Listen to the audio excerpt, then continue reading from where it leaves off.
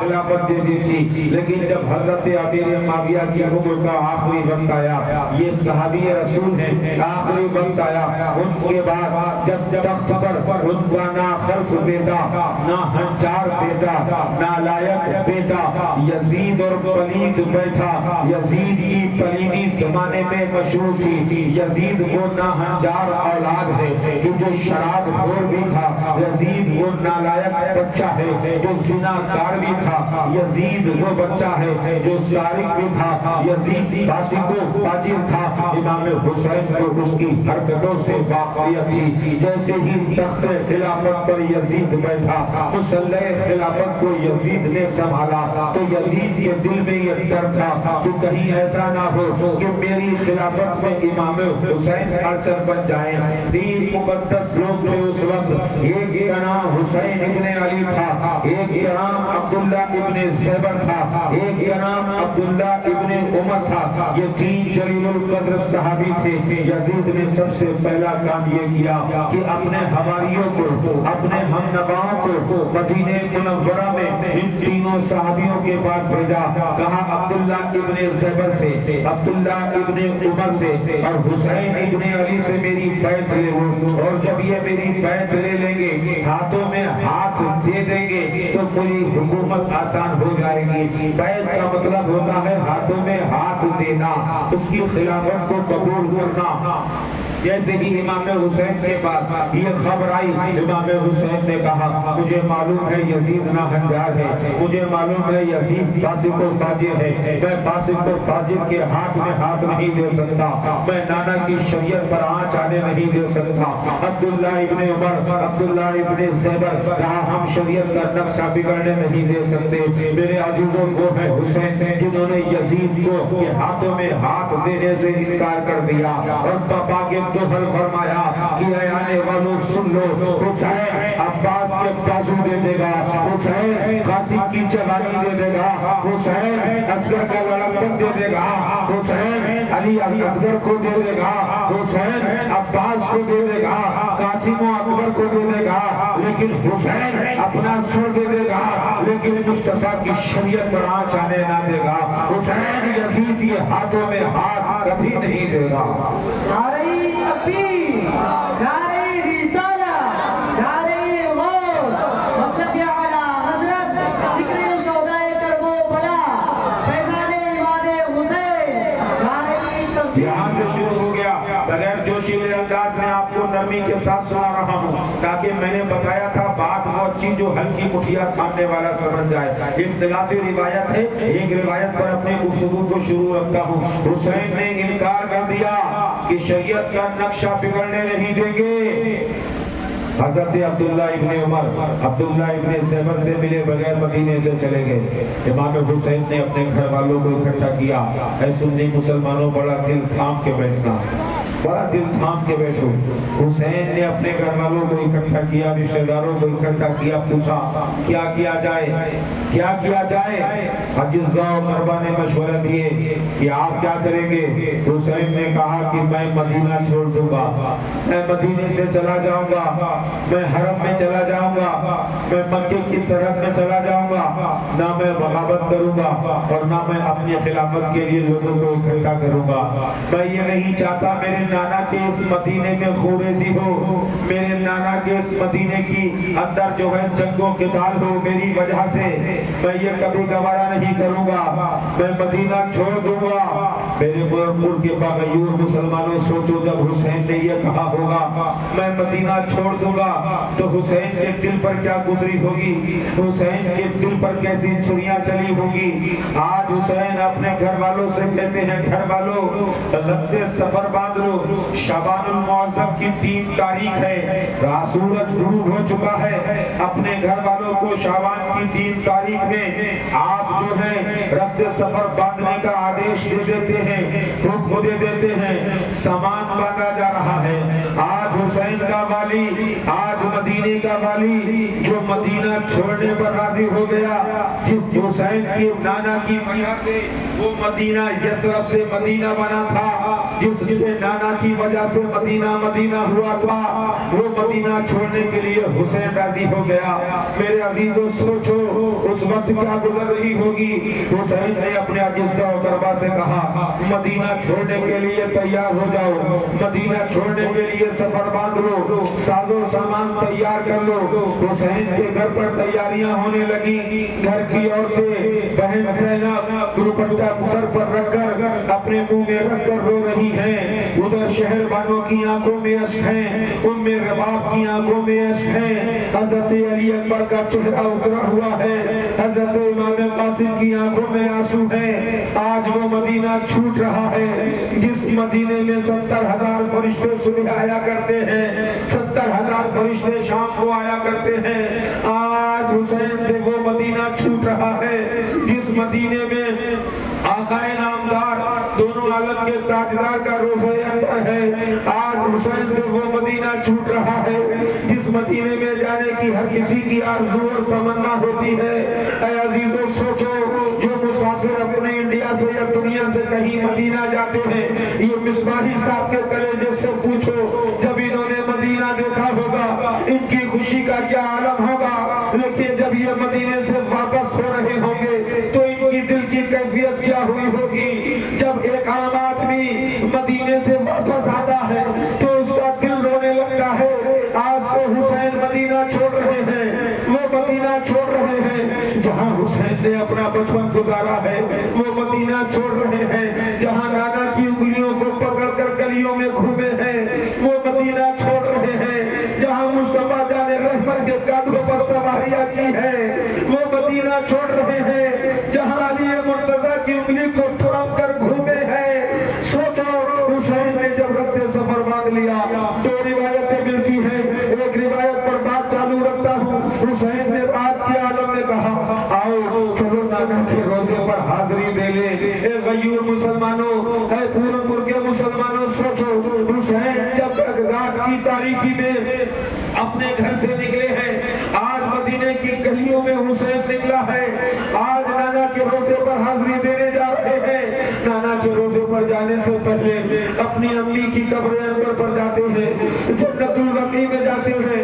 بہن زینب نے کہا بھائی میں بھی ساتھ چلتی ہوں۔ بھائی اور بہن دونوں جنت البقیع میں، حضرت امام حسین نے اپنی ماں کی قبر سے لپٹ گئے، اے امی فاطمہ تیرا حسین اپنے وعدے کو سچ کرنے جا رہا ہے۔ اے امی فاطمہ حسین کو جس کے لیے تو نے سیچا تھا، آج حسین اس وعدے کو سچ کرنے جا رہا ہے۔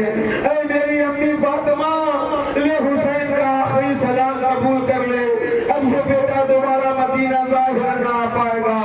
سوچو جب حسین اپنی ماں کی قبر سے لپٹ کر آخری سلام کر رہے ہوں گے تو فاطمہ الزہرا کی روح کیسے تڑپ رہی ہوگی۔ ادھر حسین اپنے آنچل کو رکھ دیا، اے امی دیکھ میں تیرے لال کے ساتھ جا رہی ہوں، صبر و استقلال کے ہم پہاڑ بن جائیں۔ امی زینب کا سلام بھی لے لے۔ امی بیٹیاں جب گھر سے جاتی ہیں تو انہیں کچھ نہ کچھ دیا جاتا ہے، اے امی تو ہمیں صبر کا پہاڑ بنا دے۔ امی دیکھ تیرا بیٹا حسین جا رہا ہے، میرا بھائی حسین جا رہا ہے اور ایسا جا رہا ہے کہ دوبارہ واپس نہ آئے گا۔ دونوں بھائی بہن فاطمہ الزہرا کی قبر اندر سے لپٹے ہوئے ہیں، رو رہے ہیں۔ اٹھ کر نانا کے روزے پر آ جاتے ہیں۔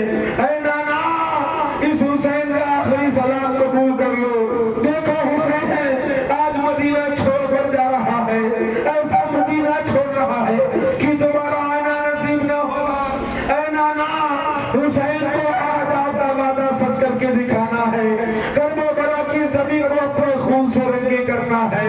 اے نانا حسین کا چہرہ دیکھ لو۔ اے نانا میں وہ حسین ہوں جب آپ کے پاس آتا تھا تو آپ مجھے سوما کرتے تھے، آپ مجھے چوما کرتے تھے، آپ مجھے سینے سے لگایا کرتے تھے۔ اے نانا آپ جب کہیں سفر پر جاتے تھے تو میرے سر پر دست شفقت رکھا کرتے تھے۔ آج حسین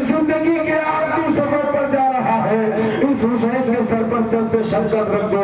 اے آقا حسین سے یہ گلیاں چھوٹ رہی ہے، یہ درو دیوار چھوٹ رہے ہیں، یہ گنبد چھوٹ رہا ہے، یہ مزار چھوٹ رہا ہے، حسین سے وہ گلیاں چھوٹ رہی ہے جن گلیوں میں حسین گھوما کرتا تھا، وہ راہیں چھوٹ رہی ہے جن راہوں میں حسین آپ کی انگلیاں پکڑ کر گھوما کرتا تھا، حسین سے روضہ مصطفیٰ چھوٹ رہا ہے، حسین سے وہ مدینہ چھوٹ رہا ہے جس مدینے کے بارے میں عاشق کہتا ہے الہی دکھا دے وہ مدینہ کیسی بستی ہے جہاں پر رات دن مولا تیری رحمت برستی ہے۔ نعرہ تکبیر، نعرہ رسالت، نعرہ غوث، مسلک اعلیٰ حضرت، ذکر شہدائے کربلا، بستی بستی کریا کریا، بستی بستی کریا کریا، علم کا دریا، فیض کا دریا،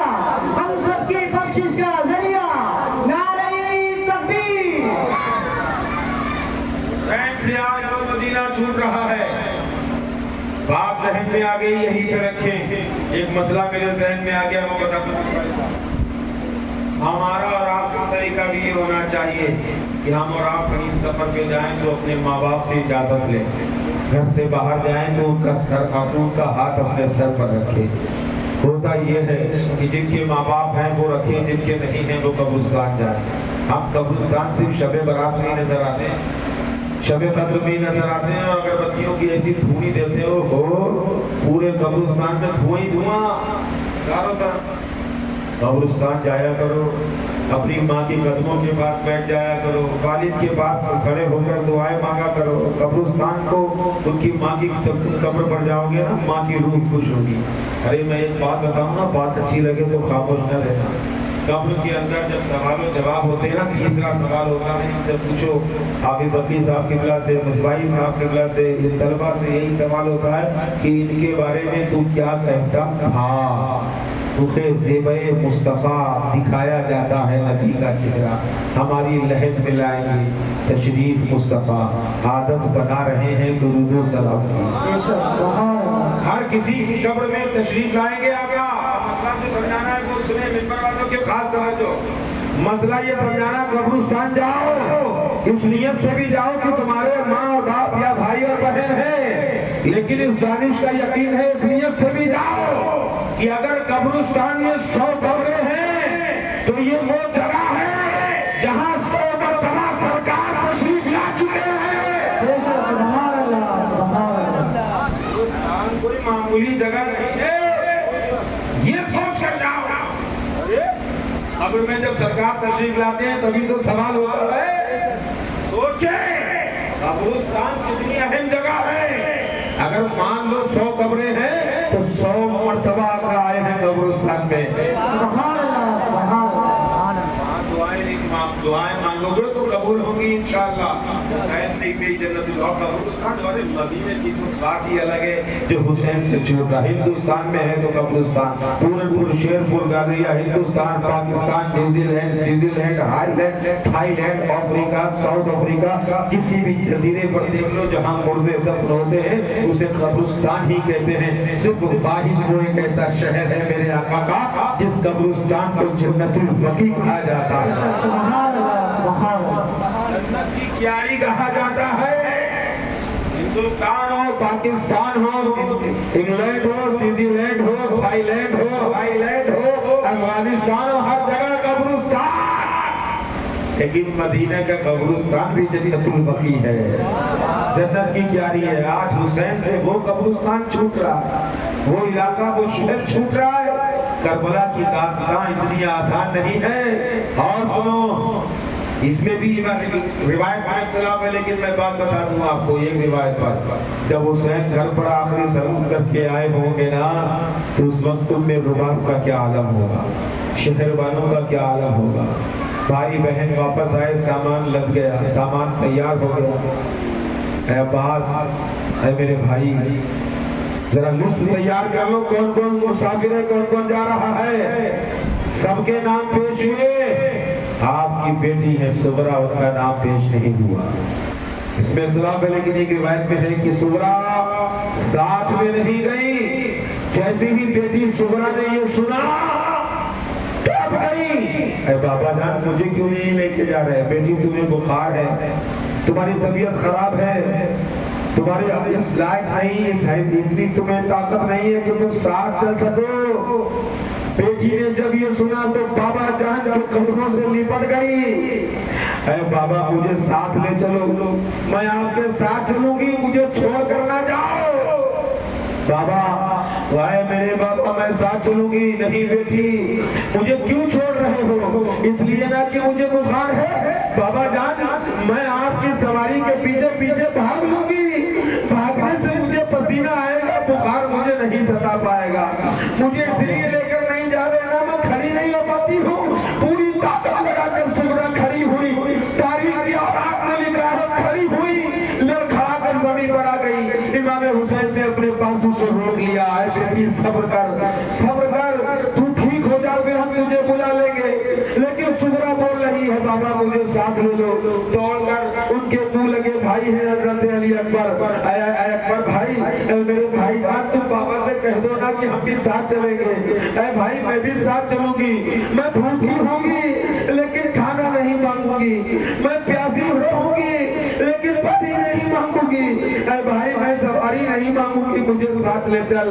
अरे भाई मैं नन्हे असगर को झूला दिलाऊंगी, मैं नन्हे असगर को गोद में खिलाऊंगी। तुमने असगर को ले लिया है, तुमने कासिम को ले लिया है, तुमने सूफी ज़ैनब को ले लिया है, तुमने आनु मोहम्मद को ले लिया है। अरे भाई इस सुगरा को क्यों छोड़ दिया? मैं घर के बिस्तर को देखूंगी, मुझे नन्हे असगर की याद आएगी, मैं आनु मोहम्मद की याद करूंगी। अरे भाई मैं किसके साथ खेलूंगी?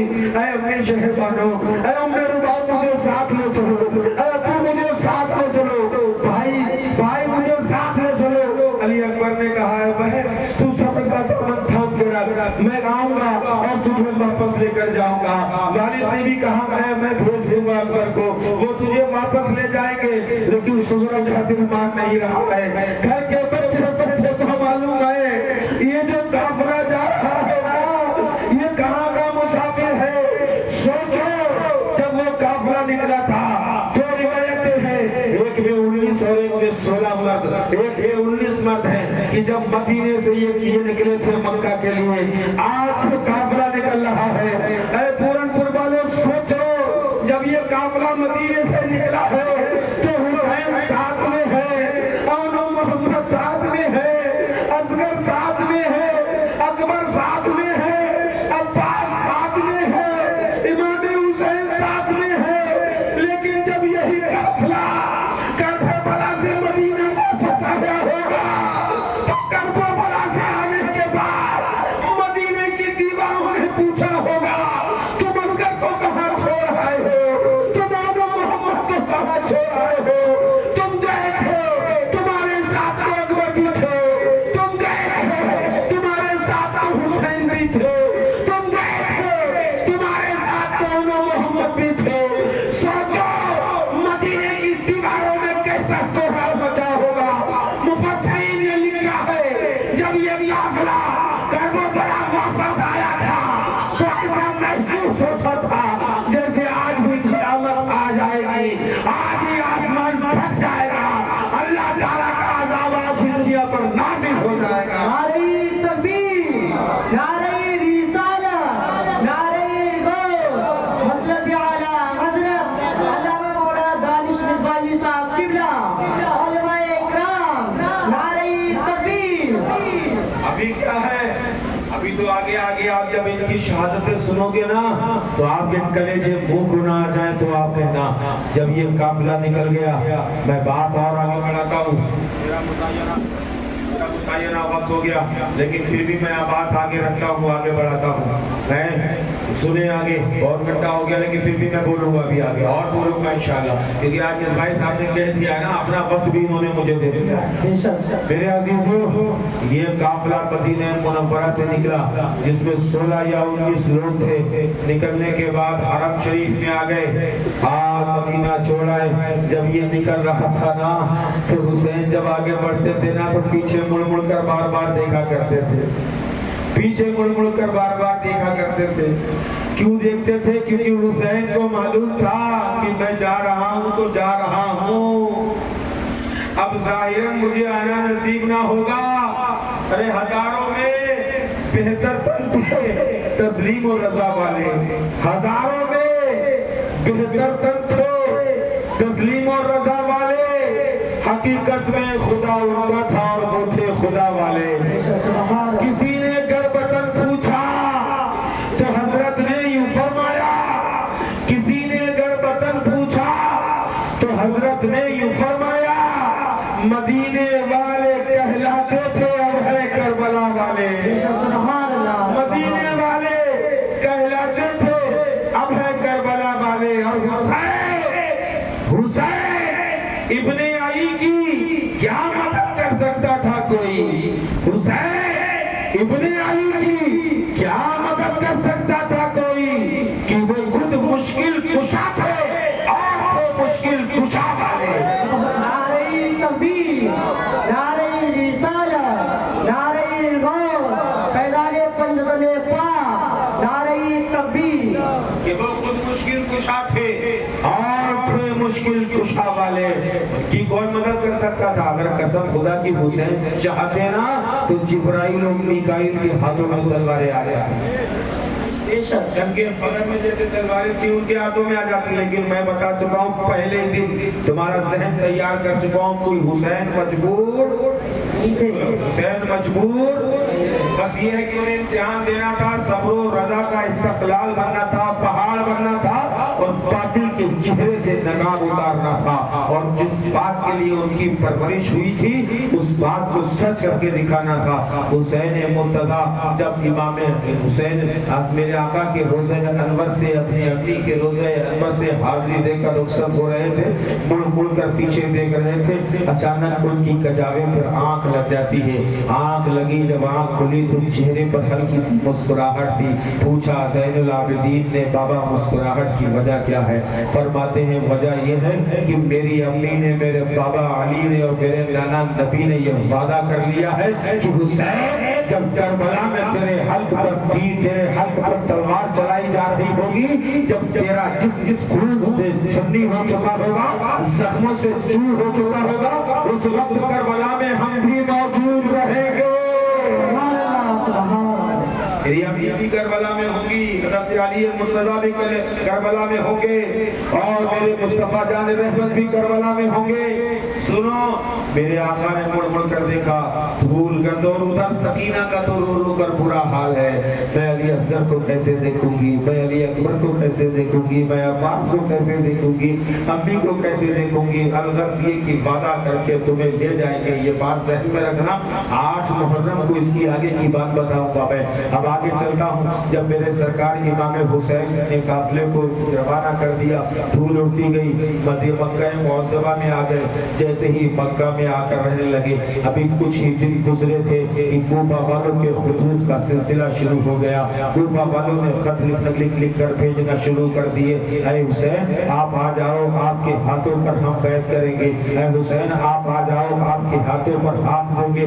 یہ بات میری ذہن میں رکھنا، حسین نے شروع سے کہہ دیا تھا کہ سر دے دوں گا لیکن ہاتھ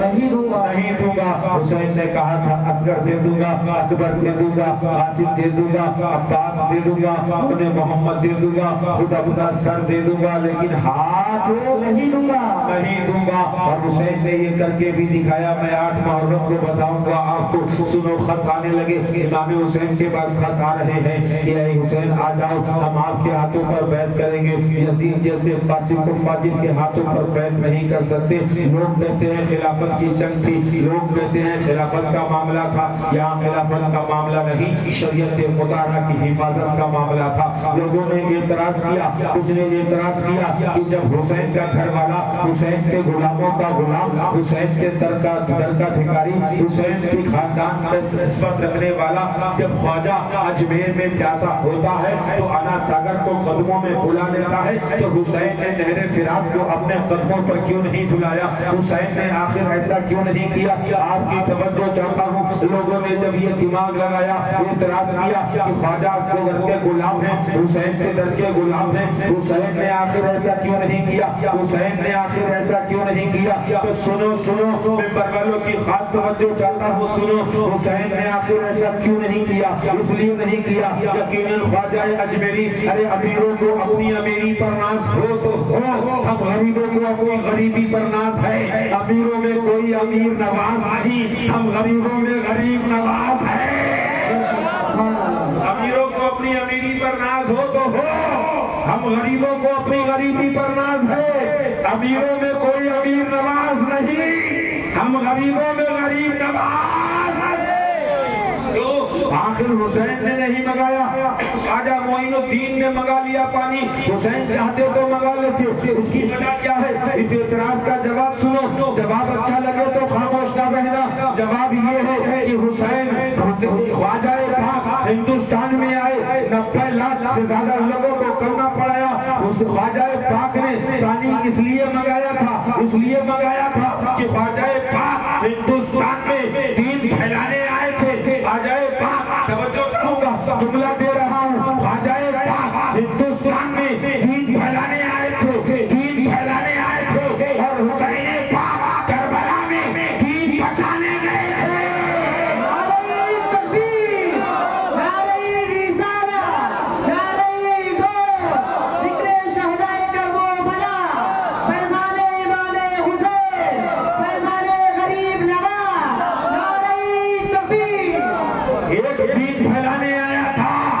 اور ایک دین بچانے آئے تھے، جو بچانے آئے تھے وہ قربان کرنے آئے تھے۔ امام حسین کے خلافت کی جنگ نہیں تھی، سنو، امام حسین کے بعد جب خط آنے لگے، 3 روایتیں ملتی ہیں، ایک میں 150 ہیں، ایک بڑی محنت لگتی ہے پڑھنے میں اور ڈھونڈنے میں، 3 روایتیں ملتی ہیں، ایک میں 150، ایک میں 600 اور ایک میں 1200 خطوں کا ذکر ہے جو امام حسین کے پاس کوفہ سے آئے تھے، 150، 600 اور 1200، 3 روایتیں ہم سب سے کم مان لیں، 150 خطی مان لیں۔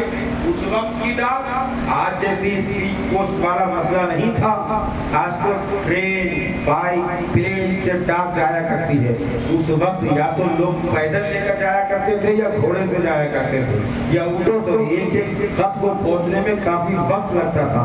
سوچو 150 خط بھی آئے ہوں گے تو کتنی مدت میں آئے، کیسے لگاتار پے در پے آئے ہوں گے۔ اسی پر بس نہیں، ان خطوں میں کچھ ایسا مضمون تھا جو امام شرعی طور پر سوچنے پر مجبور ہو گئے۔ ان میں لکھا تھا، حسین ہم یزید جیسے فاسق و فاجر کی بیعت نہیں کریں گے، حسین آپ کو معلوم ہے کہ حسین آپ کو معلوم ہے یزید فاسق ہے، سارق ہے، شرابی ہے، جواری ہے، اگر آپ نہیں آئے تو بروز قیامت آپ کے نانا سے ہم آپ کی شکایت کر دیں گے کہ حسین پر ہم نے اپنی جانوں کو لٹانے کی قسمیں کھائی تھی، ہم نے اپنا مال قربان کرنے کی قسمیں کھائی تھی، ہم نے کہا تھا حسین آپ آؤ ہم آپ کی حفاظت کریں گے، لیکن حسین ہماری دعوت پر نہیں آئے، اس لیے مجبوراً ہمیں یزید کی بیعت کرنا پڑی، تو اے حسین ہماری بیعت کا بوال بھی تمہارے سر ہوگا۔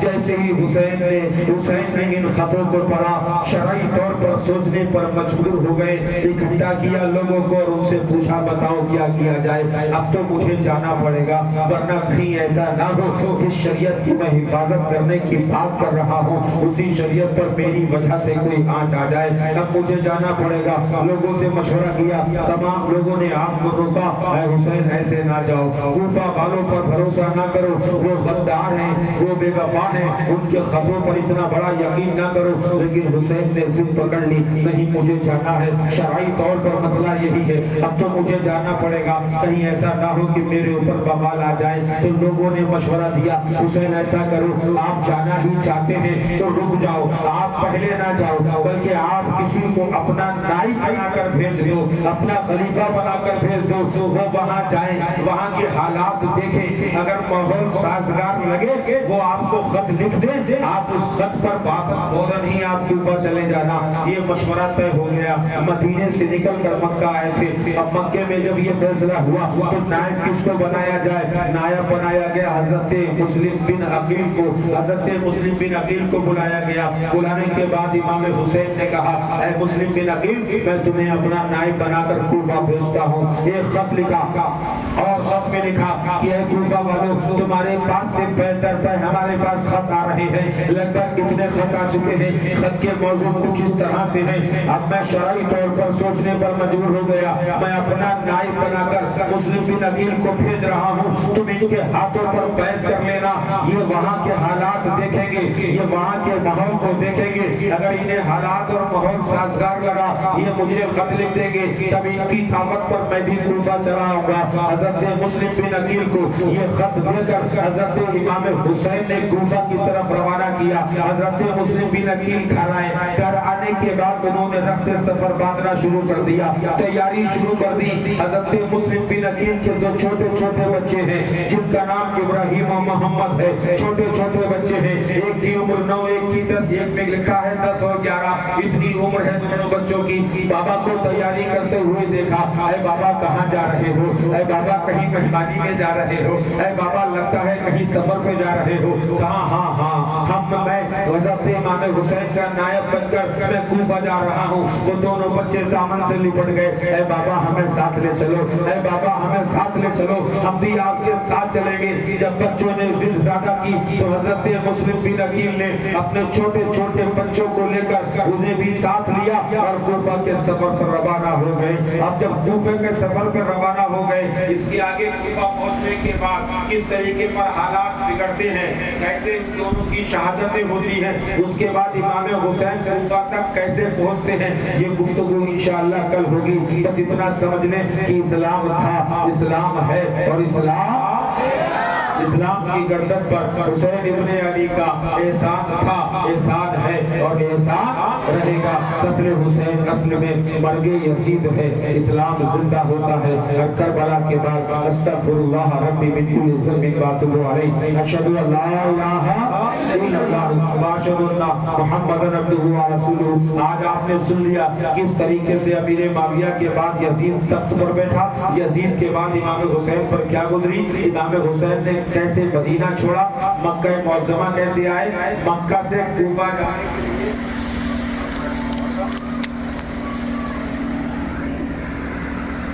कैसे करके